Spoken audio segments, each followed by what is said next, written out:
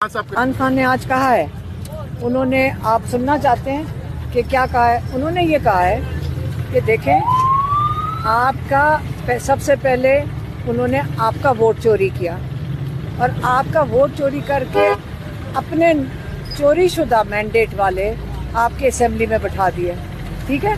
اس assembly میں جو اس وقت بیٹھے ہوئے ہیں ان کو انہوں نے استعمال کیا۔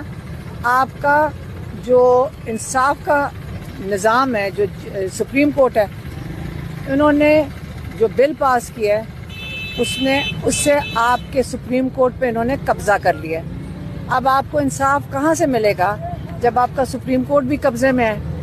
آپ کے جو نمائندے بیٹھے ہوئے ہیں وہ کون ہیں؟ وہ تو سٹولن مینڈیٹ والے لوگ ہیں، تو چوری شدہ جو ان کا تو وہ تو نمائندے بھی نہیں ہیں لوگوں کے، ان سے آپ نے یہ ووٹ کروا لیا ہے۔ اب آپ بتائیں کہ آپ کی آزادی تو مکمل طور پہ آج لے لی گئی ہے، تو آج آپ ٹرمپ کی خوشیاں منا رہے ہیں۔ انہوں نے کہا ہے کہ یہ فیصلہ، آزادی کا فیصلہ اور اپنے حقوق کا فیصلہ اب صرف سڑکوں کے اوپر ہوگا۔ آج ان کی جو آخری بات انہوں نے کہی ہے کہ پاکستان کی آزادی کا فیصلہ، جو انصاف کا انقلاب ہے، وہ سڑکوں پہ ہوگا۔